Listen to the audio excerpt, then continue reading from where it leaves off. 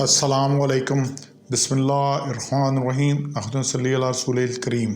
سورہ مائدہ کے 11 مرکزی موضوعات میں سے ہمارا 8واں مرکزی موضوع حضرت عیسیٰ علیہ السلام ہے۔ اس میں کل 6 ضمنی موضوعات ہیں۔ اس کے بعد ہمارا چوتھا جو ہے اس میں ضمنی موضوع وہ ہے بنی اسرائیل کو مسیح علیہ السلام کے احکامات۔ انہوں نے جو احکام دیے 72 نمبر آیت میں یہ واضح ہیں 3 باتیں۔ ایک اللہ تعالیٰ جو سب کا رب ہے، صرف اسی کی عبادت کرو۔ ایک اللہ علاوہ کسی کی عبادت نہیں ہے۔ اللہ تعالیٰ کے شریک ٹھہرانے والوں پر جنت حرام ہے اور مشرکین کا ٹھکانہ دوزخ ہے۔ یہ حضرت عیسیٰ نے واضح طور پر پیغام دیا، اور تمام مشرکین کسی بھی درجے میں ان کے لیے بڑا کلیئر بات ہے کہ کسی درجے میں کوئی شریک جو ہے شرک ناقابل معافی ہے۔ یہ سورہ نساء میں بھی ہم پڑھ چکے ہیں۔ پانچواں جو ہمارا اس میں ضمنی موضوع ہے وہ معجزات ہے۔ معجزات میں اندر آ رہا ہے 110 میں تمام ظاہر ناممکن کام حکم الہی سے ہوتے تھے۔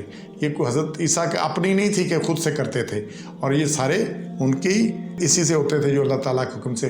تو اللہ نے حضرت عیسیٰ علیہ السلام کو نعمت اور معجزات کی یاد دہانی کرائی ہے اس 110 نمبر آیت میں۔ اور ان میں سے جو یہ 6 معجزات اللہ نے بتائے ہیں کہ پنگوڑے میں بھی چھوٹے بچے جب پنگوڑے میں تھے اور بڑھاپے میں بھی باتیں کرتے تھے، کتاب توریت انجیل اللہ نے اور حکمت سکھائی اللہ نے، مٹی کے پرندے کو زندہ کرتے تھے، مادرزاد اندھے اور کوڑی کو شفا دیتے تھے، مردہ کو قبر میں سے زندہ نکال کھڑا کر دیتے تھے، اور بنی اسرائیل کی زیادتیوں سے اللہ نے انہیں تحفظ دیا۔ یہ 6 باتیں اللہ نے ان کو بتائی ہیں۔ یہ سارا سلسلہ وہاں پہ ہوا۔ اگلا جو ہمارا آخری ضمنی موضوع ہے وہ ہے سوالات۔ یہ بڑا سخت موضوع ہے، بڑی سخت باتیں ہیں اس میں۔ یہ سارا رکوع جو 116 آیت سے شروع ہو رہا ہے، یہ اللہ کی عظمت و جلال اور اس کے سامنے انسان کی بندگی، بے بسی، عاجزی سے پر ہے۔ اس کو پڑھ کر رونگٹے کھڑے ہو جاتے ہیں۔ یہ سبق تمام بنی نوع انسان بشمول عیسائی اور مسلمانوں کا ہے۔ اب عقیدہ تثلیث میں اللہ، عیسیٰ اور روح القدس 3 خدا تھے، اور یہ 4 صدی عیسوی میں سرکاری طور پر رائج ہوا، جبکہ حضرت مریم علیہ السلام کے خدا ہونے کا عقیدہ 5ویں صدی عیسوی کی ایجاد ہے، اور حضرت مریم علیہ السلام کو مادر خدا کے لقب سے نوازا گیا۔ حضرت مریم علیہ السلام کو دیوی کا درجہ دے کر ان کے مجسمے اور تصویریں بنائی گئی جو آج تک گرجوں کی زینت ہے۔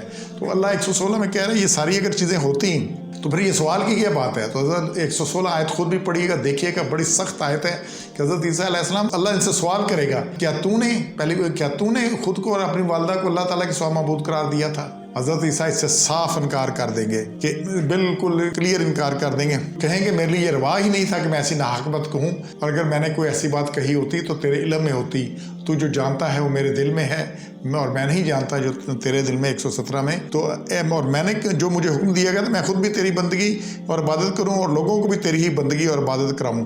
جب تک میں ان میں موجود رہا تب تک تیرے حکم کا پورا دھیان رکھا، البتہ ان کے حالات کا مجھے کچھ علم نہیں۔ جب تم نے مجھے اٹھا لیا مجھے کیا پتہ یہ کیا کرتے رہے، وہ سب تو تیرے علم میں ہے کہ اور کب اور کس طرح یہ غلط روش شروع ہوئی۔ اس آیت سے یہ بھی معلوم ہوتا ہے کہ انبیاء علیہ السلام کو غیب کا علم نہیں ہوتا، مگر جتنا اللہ بتا دے۔ جو اللہ بتا دے وہ علم غیب نہیں ہے، وہ اخبار غیب ہے، غیب کی خبریں ہیں۔ جو اللہ نے بتانی بتا دی وہ اخبار غیب ہے، علم غیب۔ علم غیب ہوتا ہے جو خود سے ہو، سارا علم ہر چیز کا اللہ وہ صرف اللہ تعالیٰ کو ہے، باقی اللہ جس کو جو بتا دے۔ اور یہ کہ انبیاء کہ اس دنیا کے رخصت ہو جانے کے بعد انہیں اپنی امت کے اعمال کی خبر نہیں ہوتی۔ یہ اس میں حضرت عیسیٰ نے اللہ نے کہا مجھے کیا پتہ، حضرت عیسیٰ بتا رہے ہیں کہ یہ بعد میں کیا کرتے ہیں۔ پھر عیسیٰ علیہ السلام نے صرف 117 میں کہ خالص توحید کا حکم دیا تھا۔ 117 میں بڑی بات کلیئر ہے، اور پھر زندگی میں ان پر خبردار رہا، مجھے اٹھا لینے کے بعد مجھے ان کا پتہ نہیں کیا کرتے رہی، جو بھی ہم نے بات کی اسی میں ہے۔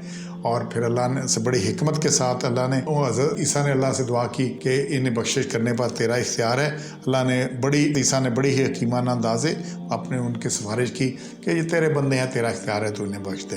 سبحان ربک رب العزت عما یصفون وسلام علی المرسلین الحمد للہ رب العالمین۔